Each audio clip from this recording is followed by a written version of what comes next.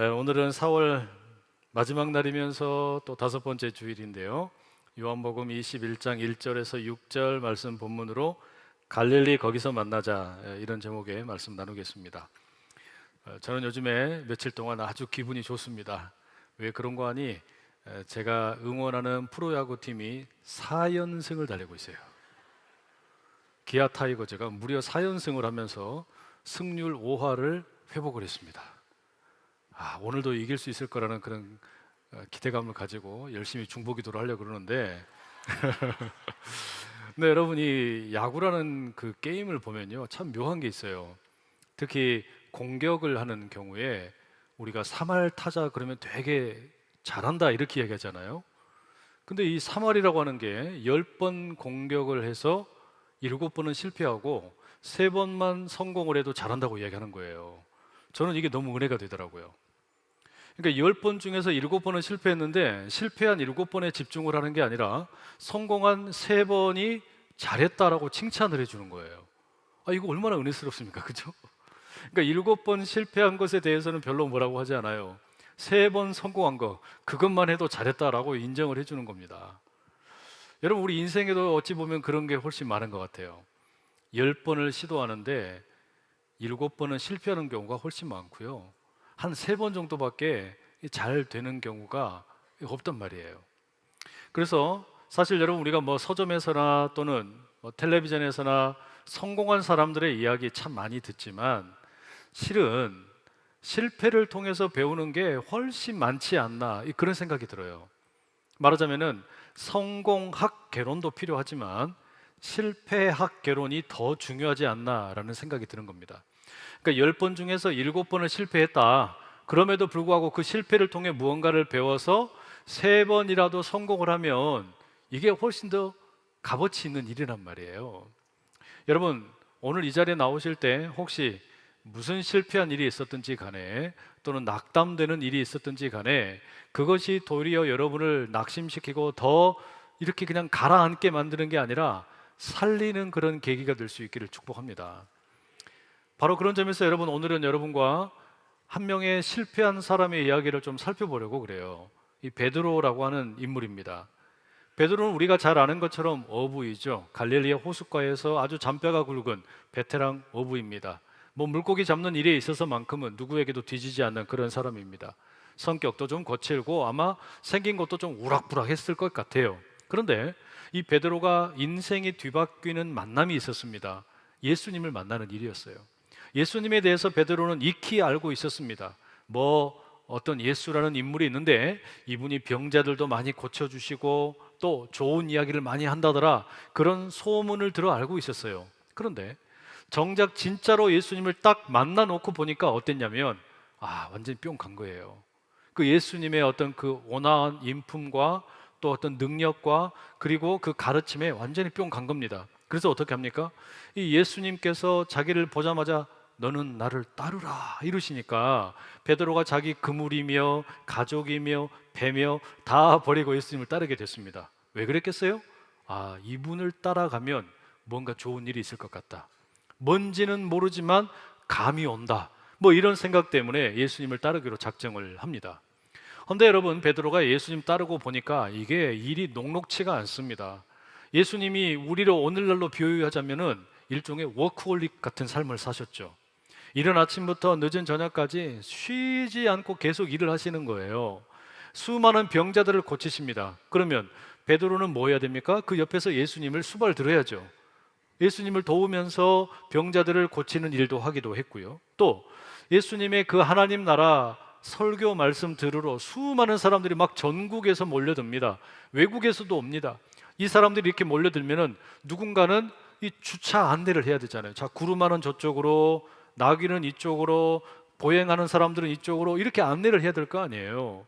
마치 지금 베드로는 그런 일들을 하면서 예수님을 돕는 거예요. 그러다 보니까 이게 결코 쉽지가 않죠.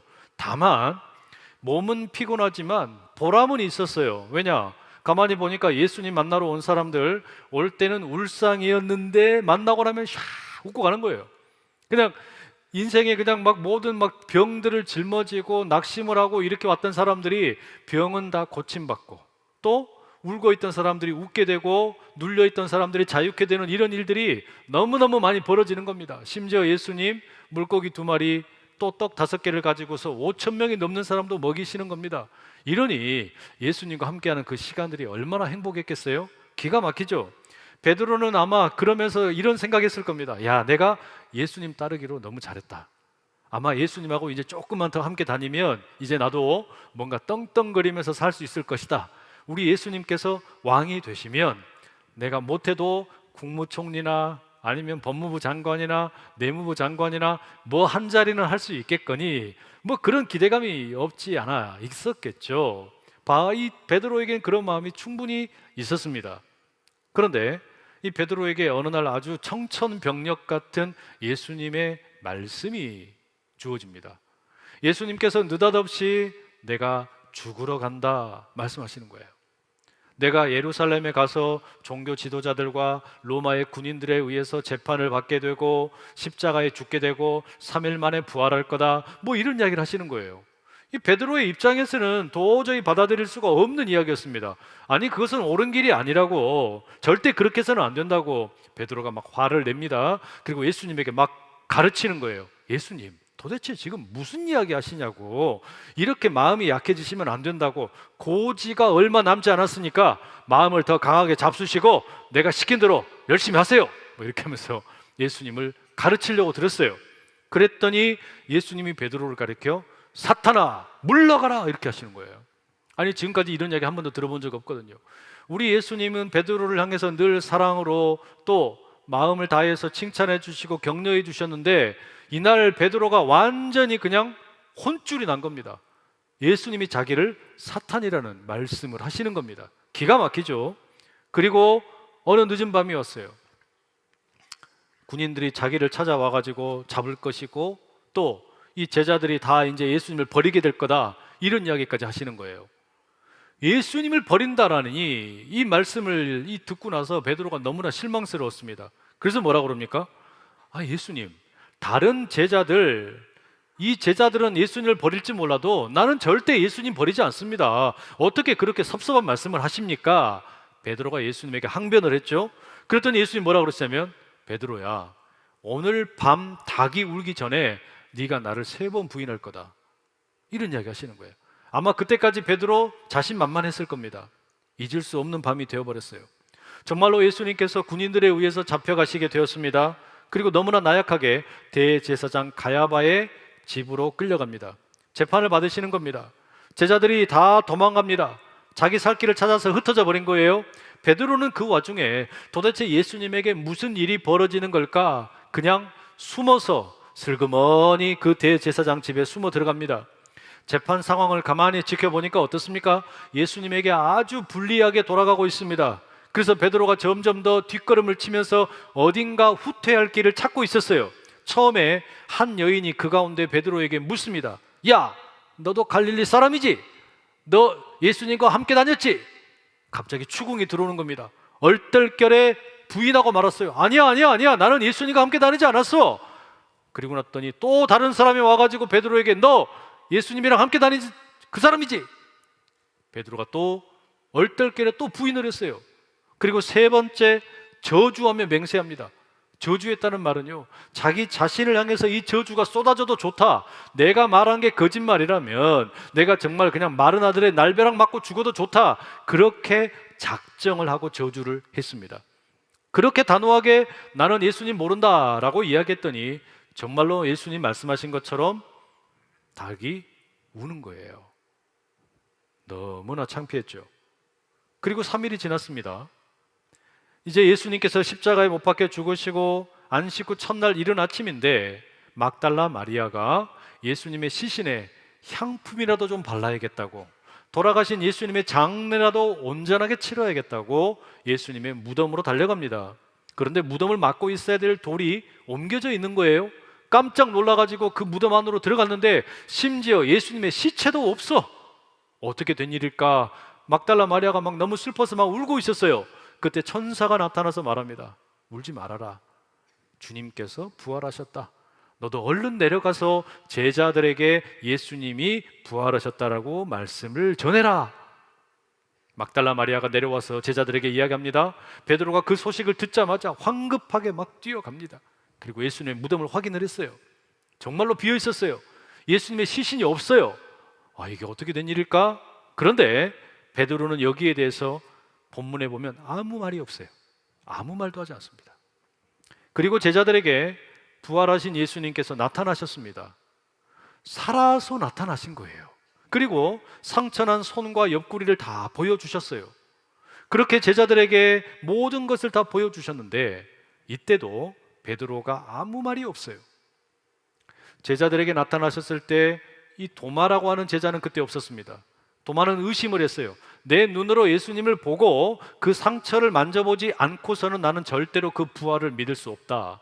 그런데 8일 뒤에 예수님께서 정말로 또 나타나신 겁니다. 그리고 제자들 가운데 도마에게 말씀하셨어요. 도마야, 와서 한번 만져봐라. 옆구리도 한번 봐라. 그랬더니 도마가 뭐라고 말합니까? 예수님을 향해 나의 주님이십니다, 나의 하나님이십니다, 이렇게 고백을 하는 거예요. 그런데 이때도 베드로가 한마디 이런 반구가 없습니다.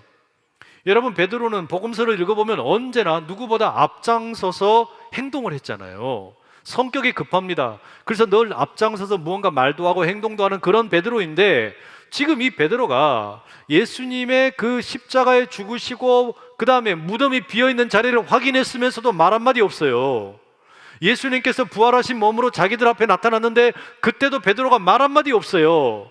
도마가 예수님을 가리켜서 나의 주님이시고 나의 하나님이라고 고백을 하는데 이때도 베드로는 말 한마디가 없어요. 이상하죠? 도대체 그 혈기왕성하고 누구보다 나서기 좋아하는, 아마도 MBTI 극E 성향의 이 베드로가 왜 말 한마디 없냔 말이에요. 그런데 오늘 보면 21장의 3절에 보면 베드로가 처음으로 말 한마디를 합니다. 디베랴 호숫가, 갈릴리 호숫가에 모여 있는 가운데 다른 제자들에게 이 베드로가 이렇게 말을 해요. 나는 물고기 잡으러 가노라. 베드로가 부활 사건 이후에 처음으로 하는 이야기예요. 이게 뭔 소리입니까? 예수님을 만나기 이전에 나의 본래 직업이나 가서 회복해야 되겠다. 옛날처럼 나는 그냥 물고기나 잡으러 가겠다. 아주 넋두리를 하면서 가는 거예요. 여러분, 이 베드로는 지금 이미 부활을 경험했어요. 예수님이 십자가에 죽으셨으나 3일 만에 부활하셔서 자기에게 나타나는 것을 봤습니다. 그 상처도 만져봤습니다. 그런데 이 베드로가 지금 뭐라고 말합니까? 부활의 감격에 누려며 살아가는 것이 아니라 나는 옛날처럼 살래. 나는 옛날처럼 그냥 고기 잡으면 살래. 나는 이 호숫가에서 그냥 물고기 낚는 어부로 살래. 그렇게 이야기하는 거예요. 그리고 다른 제자들도 함께 따라갑니다. 이게 뭡니까?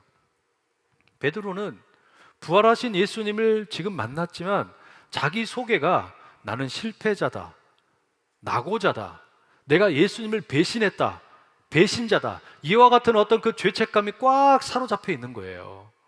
인생에 내가 너무나 커다란 실패를 했고 이제 나는 더 이상의 기회가 없고 이제 내 인생은 끝났다. 흔히 하는 이야기로 옳지 않은 표현인데 이번 생은 글렀다, 이런 식의 생각이 아마 베드로에게 있었던 것 같아요. 나는 완전히 틀렸어. 구제불능이야. 나는 이제는 아무것도 할 수 없어. 비록 예수님이 부활하셨다 한들 그게 나랑 무슨 상관이냐, 이렇게 생각을 하고 옛날처럼 그저 물고기나 잡겠다고 간 거예요. 이런 베드로의 모습, 분명히 실패한 모습이죠. 꿈도 야망도 비전도 다 잃어버리고 미래에 대한 계획도 잊어버리고 모든 것을 다 상실해버린 너무나 안타까운 그런 베드로의 모습입니다. 여러분, 우리도 경우는 다르지만 이와 같은 실패를 맛볼 때가 참 많아요. 여기에 앉아 계신 분들 가운데도 아마 그런 분들 계실지 모르겠습니다. 경우는 다르지만 10번을 시도했는데 7번 실패한 게 너무 마음에 걸려가지고 그게 너무나 가슴이 아파서 3번의 성공에는 만족을 못하고 7번의 실패 때문에 나는 죄책감이 있다, 나는 너무나 낙오자다, 나는 되는 게 없다, 이렇게 생각하고 이 자리에 앉아있는 분 계실지도 모른단 말이에요. 뜻하지 않게 공장에 불이 나기도 하고 믿었던 동업자가 나를 배신하고 결혼이 실패해서 또 이혼을 하기도 하고 자녀들이 속을 썩이고 또 어떤 자녀들은 부모보다 먼저 세상을 떠나버리기도 하고 누구보다 건강만큼은 자신이 있었는데 건강검진하러 갔더니 느닷없이 암 선고를 받기도 하고, 청년들 같으면 원하는 대학에 들어가려고 재수 3수를 했는데도 실패하기도 하고, 그렇게 열심히 노력을 해가지고 회사에 들어갔는데 적성이 맞지 않아서 2년 만에 뛰쳐나오기도 하고. 여러분, 우리가 이런 일들 겪게 되면 어떻습니까? 괜시리 마음이 무거워요. 나는 인생에 이렇게 왜 되는 일이 없지? 난 도대체 왜 이렇게 아무것도 안 되는 것 같지? 내 인생에 도대체 사람을 만나도 뭐가 되는 게 없고, 돈을 버는 일도 되는 게 없고, 도대체 교회 안에서도 뭐가 되는 게 없고, 나는 도대체가 왜 이럴까? 실패자 같은 그런 생각 가지고 나온 분들이 있을지도 모르죠. 부활을 믿느냐 안 믿느냐, 부활을 경험했느냐 안 했냐, 이게 중요한 게 아니더라고요. 이미 부활절은 지났습니다. 이미 예수님 부활하셨습니다. 우리는 사셨네 사셨네 예수 다시 사셨네 노래를 불렀는데, 여기 앉아있는 내 마음은 아직도 무거운 거예요. 왜 이런지 모르겠어요. 내 인생은 왜 이렇게 뭔가 되는 일이 없는 것 같고, 웃는 일보다는 늘 인상이 찡그려지고 세상에 별로 이렇게 기쁜 일이 없어요. 그런 안타까운 마음 가지고 어쩌면 여러분 여기에 앉아있는 분들을 왜 없겠습니까? 여러분, 정도야 차이가 있겠지만 10번 가운데 7번을 실패했던, 8번을 실패했던, 6번을 실패했던, 그런 그 실패가 나를 낙심시키게 하고 구제불능이 되게 만들고 아무것도 아닌 것처럼 만들고, 이런 그런 어떤 실패한 마음으로부터 우리를 회복할 수 있는 길이 뭘까요? 나를 회복할 수 있는 길. 이 베드로처럼 부활하신 예수님을 만났음에도 불구하고 여전히 그 실패의 자리에 눌러 앉아 있는 것 같은, 나 왜 이렇게 되는 일이 없지? 왜 이렇게 뭐가 안 되지? 이런 마음으로부터 우리가 일어날 수 있는 길이 뭐냐라는 말이에요. 몇 년 전에 테드라는 그런 프로그램에서 사이먼 시넥이라는 그 학자가 강연하는 걸 한번 봤는데요. 이분이 아주 재미있는 그런 이야기를 하더라고요.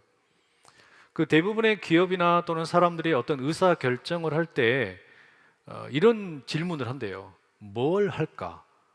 무엇이 될까? 무엇을 얻을까? 그러니까 무엇이라고 하는 게 사람들이 의사결정을 할 때 가장 먼저 던지는 질문이랍니다.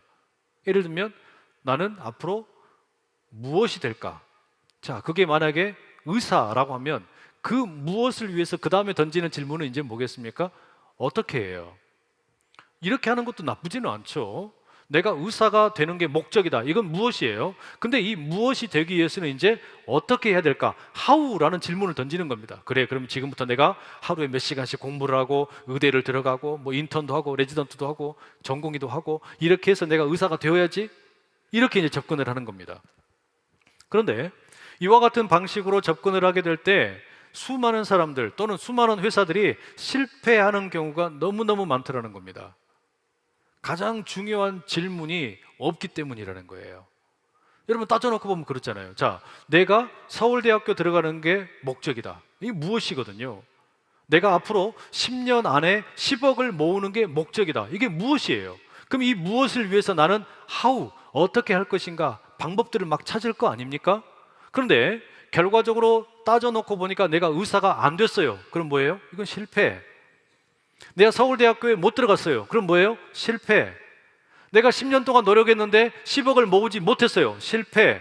이건 다 실패예요. 그렇죠? 그러니까 우리가 인생의 질문을 무엇을 먼저 묻는 게 아니라 뭔가 다른 것을 먼저 물어야 된다는 거예요. 무엇이 될 건가? 무엇을 가질 것인가? 무엇을 이룰 것인가? 이 what이라고 하는 것을 먼저 묻고 그 다음에 이걸 위해서 어떻게, how라는 걸 묻는 이런 식의 질문은 위대한 기업이나 위대한 리더들이 하는 것이 아니라는 거예요. 근데 바꿔야 된답니다. 어떻게 바꿔야 되냐? 제일 먼저 물어야 될 것은 왜라는 거예요. 왜? 예를 들면 나는 의사가 될 거야. 이 무엇을 묻기 전에 가장 먼저 물어야 될 건 뭐냐면 나는 왜 의사가 될 거냐? 이걸 물으라는 거예요. 기업 같으면 우리는 이 소비자들이 왜 우리 제품을 사야 하는가? 이 소비자들은 도대체 우리 제품을 사야 될 이유가 뭔가? 저 고객들이 우리 제품을 사야 될 그 이유가 뭔가? 이걸 먼저 물으라는 거예요. 이 왜? 그러면 이 왜라고 하는 것은 결국에 뭐가 됩니까? 어떤 기업의 가치, 이념, 신념, 비전 이런 게 되겠죠. 그리고 난 다음에 기존의 어떤 틀, 이것을 어떻게 깨뜨릴 건가? 말하자면 사람들이 우리 물건을 구입하도록, 왜 구입하도록 할 건가? 거기에 대한 어떤 그 기존 관념 또는 다른 물건을 사던 사람들이 그것을 선택하지 않고 우리 물건을 선택하도록 어떻게 할 거냐? 어떻게 하라는 걸 그 다음에 물으라는 거예요. 그 다음에 마지막에 뭐하냐? 그 다음에 무슨 제품을 만들 거냐? 그때 가서 결정하라는 거죠. 제일 먼저 물을 것이 왜? 그 다음에가 어떻게? 맨 마지막에가 무엇을? 이렇게 물으라는 겁니다.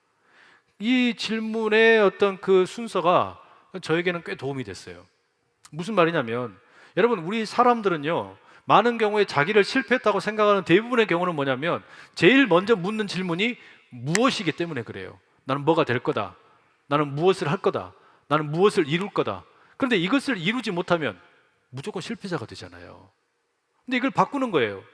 내가 나는 왜 사냐라는 걸로 바꾸는 거예요. 그러면 달라지는 겁니다. 베드로의 경우를 보세요. 베드로는 아마도 우리가 짐작을 하건대 예수님을 따라갈 때 그 인생의 목적이 뭐였겠습니까? 무엇? 예수님을 통해서 나도 출세를 해야 되겠다. 나도 무언가가 되어야 되겠다. 국무총리가 되어야 되겠다. 장관 자리 하나 해야 되겠다. 이게 무엇이었고, 그 무엇을 위해서 어떻게 할 거냐? 집이고 뭐고 다 버리자. 배도 버리자. 그물도 버리자. 예수님 따라가자. 베드로가 그게 선택한 길이었어요. 그렇게 베드로 그 길을 걸어가는데 결국에 베드로가 보니까 예수님이 돌아가시네? 죽어버리셨네?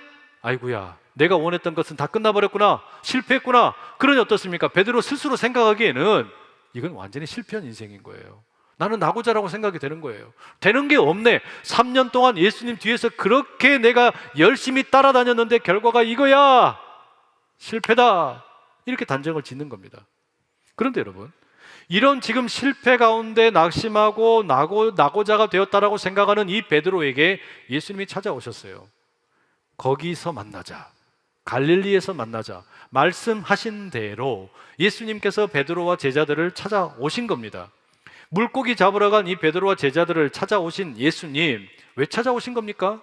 그들의 인생이 실패자라는 것을 깨뜨리기 위해서. 아니다. 너희들의 인생은 절대로 실패한 것이 아니다.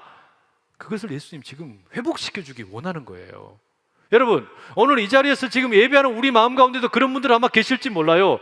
내가 병이 걸렸으니 나는 실패자다. 나는 사업에 실패했으니 실패자다. 나는 승진을 못했으니까 실패자다. 나는 취업에 실패했으니까 실패자다. 결혼을 못했으니까 실패자다. 내가 원했던 어떤 일을 못했으니까 실패자다. 그 무엇을 못해서 실패했다고 생각되는 사람들에게, 낙오되었다고 생각되는 사람들에게, 여러분, 이곳이 베드로와 제자들을 찾아오신 그 디베라 호숫가가 될 수 있기를 축복합니다. 우리가 예수님 만나는 자리가 되면 좋겠어요. 무슨 이야기입니까? 예수님이 우리에게 찾아오세요. 예수님이 찾아오셔서 우리를 실패자의 인생에서 회복을 시키신단 말이에요. 실패했던 모습을 돌이키게 하신다는 말이에요. 베드로가 밤새도록 그물질을 했습니다. 한두 번 했겠어요? 그 호숫가에서 베드로가 이미 너무너무 잘 아는 곳인데 열심히 그물을 내리고 올리고 내리고 올리는데 희한하게 잡히지를 않아요. 날이 샜습니다. 그때 예수님이 찾아오셨습니다. 그리고 물으세요. 베드로야, 그리고 제자들아, 너희들 고기 좀 있냐? 고기 좀 잡았냐? 여러분, 이 예수님의 질문 어찌 따져놓고 보면요, 상처에다가 소금 뿌리는 꼴이에요. 그렇잖아요. 사실 여러분, 누군가가 이렇게 상처가 있거나 낙심했거나 이러면 그냥 가만히 기다려야지. 예수님 참 못됐어요. 고기 한 마리 잡도 못해가지고 지금 실망하고 있는데 어째 고기 한 마리 있어? 이렇게 묻는 거잖아요. 얼마나 짜증나겠어요. 그러면 베드로는 처절하게 좀 실패한 입장인데 그때 이제 어떻게 합니까? 할 말이 없죠. 한 마리도 못 잡았습니다. 없어요. 그랬더니 예수님 뭐라 그랬어요? 배 오른편에 한번 그물 한번 내려봐라. 속는 셈 치고 그물 내렸는데 이 그물이 또 찢어질 듯이 고기가 많이 잡혀. 153마리가 잡혀요. 막 팔뚝만한 이렇게 물고기들이 막 팔딱팔딱 올라오는 거예요. 여러분, 이 고기들이 올라오는 걸 보면서 베드로가 무슨 생각했을까요? 옛날 생각 났겠죠. 예수님이 처음 나 부르셨을 때 예수님이 내 배를 빌리셔가지고 사람들 앞에서 설교도 하셨었는데, 그때도 예수님께서 나에게 내가 밤새도록 수고했는데 물고기 한 마리 잡지 못했는데 누가복음 5장에 보면 저기 깊은 데 가가지고 그물 한번 내리라 그러셨었는데, 그때도 만선이 되어가지고 다른 배까지 불러가지고 이 고기들을 내 배에다가 막 실었었는데, 그때 주님께서 나보고 베드로야, 너 앞으로는 이제 물고기 낚는 어부 되지 말고 사람 낚는 어부 되라고 그러셨었는데, 베드로가 생각이 나는 거예요. 그리고 예수님과 함께 했던 지난 3년의 시간들이 생각이 나요. 가나 혼인잔치에서 물로 포도주를 만드신 예수님, 오병이어의 기적을 일으키신 예수님, 죽었던 나사로를 살리시는 예수님, 그 수많은 이야기들이 막 생각이 나는 겁니다. 그렇게 예수님께서는 베드로에게 물고기를 잡게 하시면서 잊어버렸던, 까맣게 잊고 있던 베드로의 사명을 다시금 생각나게 만드는 거죠. 그리고 예수님께서 이 제자들을 위해서 아침 밥상을 준비하십니다. 조반을 준비하시는 거예요. 주님께서 그 조반을 다 준비하신 이후에, 식사가 다 끝난 후에 베드로에게 따로 물으세요. 베드로에게만 따로 물으시는 그 질문이 뭡니까? 베드로야, 네가 나를 사랑하느냐? 베드로야, 네가 나를 사랑하느냐? 예수님께서 베드로에게 물으세요. 주님, 제가 예수님 너무너무 사랑합니다. 베드로야, 네가 나를 사랑하느냐? 주님, 내가 예수님 주님 사랑하는 거 아시잖아요. 베드로야, 네가 정말로 나를 사랑하느냐? 주님, 내가 주님을 사랑하는 줄 우리 주님이 아십니다. 3번이나 예수님께서 똑같은 질문을 반복해서 하시고, 베드로는 거기에 3번을 대답을 합니다. 이건 의도적인 거죠. 앞서 베드로가 예수님을 모른다고 3번이나 부인했었잖아요. 자기에게 스스로 저주를 퍼부으면서까지 난 예수님 모른다고, 나는 예수님과 상관없는 사람이라고 그렇게 배신자로 낙인 찍혀 살아갈 수도 있는 그런 베드로였는데, 예수님께서 이 베드로를 사랑하냐 사랑하냐 사랑하냐 이렇게 3번을 물으세요. 근데 저는 예수님께서 베드로에게 네가 나를 사랑하느냐 물으시는 이 질문이요, 꼭 이렇게 들렸습니다. 아까 그런 이야기 드렸죠. 우리가 가장 먼저 물어야 될 질문이 왜? 라는 질문이고, 그 다음에가 어떻게? 라는 질문이고, 그 다음에가 무엇이라고 말씀드렸잖아요. 예수님께서 베드로에게 네가 나를 사랑하느냐 물으셨을 때 예수님은 아마 이렇게 말씀하시는 것 같아. 베드로야, 내가 이 땅에 왜 왔을까? 내가 온 이유가 뭘까? 나는 이 땅에 너를 사랑하기 위해서 왔다. 그리고 예수님이 2번째 또 물으세요. 베드로야, 네가 나를 사랑하느냐? 이 말씀이 베드로야, 나는 어떻게 사랑을 할까? 내가 어떻게 너를 사랑할까? 나는 십자가에 내 전부를 내어주기까지 너를 사랑해. 그리고 예수님께서 3번째 베드로에게 물으세요. 베드로야, 네가 나를 사랑하느냐? 이것은 베드로야, 나는 너에게 사랑이 되고 싶다. 내가 되고 싶은 것은 사랑이다. 예수님께서는 그렇게 베드로에게 내가 이 땅에 왜 왔는지, 나는 너를 사랑해서 왔고, 내가 너를 어떻게 사랑하는지, 내 몸 전부를 십자가에 내어주기까지 너를 사랑하고, 나는 그럼 무엇이 되기를 원하는지, 너에게 사랑의 존재가 되길 원하고 너의 구원자가 되기를 원한다. 우리 주님이 그걸 보여주신 거 아니겠어요? 베드로의 그 어떤 마음 한켠에 무겁게 남아있던 그 짐들이 그 순간에 그냥 와르르 다 녹아 없어지는 겁니다. 그리고 예수님께서 베드로에게 이렇게 말씀하시죠. 네 양을 먹이라, 내 양을 치라, 내 양을 먹이라. 사람 낚는 어부가 되겠다고 사람 낚는 어부로 부르셨던 그 주님의 부르심을 다시금 회복시켜주고 계시는 겁니다. 여러분, 우리에게도 오늘 이 시간에 우리 주님이 찾아오셔서 던지는 질문 똑같지 않겠습니까? 세상살이 가운데 돈에 실패했다고 생각되는 사람도 있을 것이고, 건강으로 실패했다고 생각되는 사람도 있을 것이고, 나는 무언가가 되고 싶었는데 그게 되지 못해서 그 목표에 이르지 못해서 실패했다고 생각되는 분들도 계시겠죠. 그런데 여러분, 예수님께서는 우리에게 똑같이 베드로에게 물으셨던 것처럼 똑같이 물으시고 말씀하십니다. 내가 여기 왜 왔을까? 나는 너를 사랑하기 위해 왔다. 나는 너를 어떻게 사랑할까? 나는 내 전체를 십자가에 내어주기까지 너를 사랑한다. 나는 무엇이 될까? 나는 너에게 사랑이 되고 싶다. 나는 너의 구원자가 되고 싶고 너의 친구가 되고 싶다. 여러분, 사랑하기 위해 왔다면 실패가 있을까요? 없어요. 내가 이 땅에 왜 왔을까? 예수님 따라가는 인생이라면 나는 이 땅에서 뭐 하는 걸까?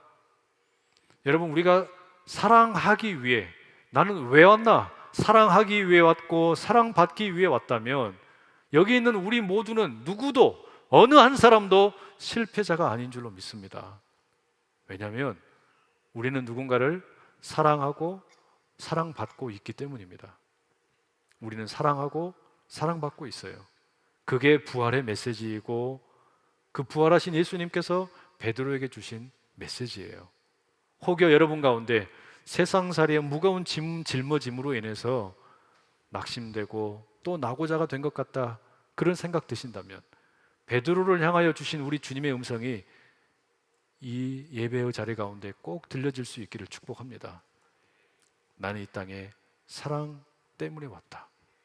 그러니 사랑한다면, 사랑받는다면 여기 있는 우리 모두 그 누구도 낙오자도 아니고 실패자도 아니고 이 세상 가운데 주님 안에서 최고의 성공자들이 되는 줄로 믿습니다. 그 믿음 가지고 나아가는 부활의 산 증인들 다 되시기를 간절히 축복합니다. 기도하겠습니다. 사랑하는 아버지 하나님, 우리는 인생 가운데 무엇이 되고 싶었고 무언가를 갖고 싶었고 무언가를 이루고 싶었습니다. 그러나 거기에 이르지 못할 때 내 스스로가 낙오자처럼 보이고 실패자처럼 보일 때가 너무나 많습니다. 하오나 주님, 내가 왜 왔을까? 내가 너를 사랑하기 위해 왔다 말씀하시는 그 주님의 음성을 듣고 내가 어떻게 사랑할까? 내 자신을 십자가에 내어주기까지 너를 사랑한다는 말씀을 듣고 내가 사랑으로 무엇이 될까? 우리의 친구가 되고 우리의 구원자가 되기를 원하시는 그 주님의 음성 들으며 우리의 인생 역시 사랑하고 사랑받으며 그 누구도 실패자가 아니라 인생의 성공자가 됨을 믿고 나가도록 도와주시옵소서. 예수님의 이름으로 기도드립니다. 아멘.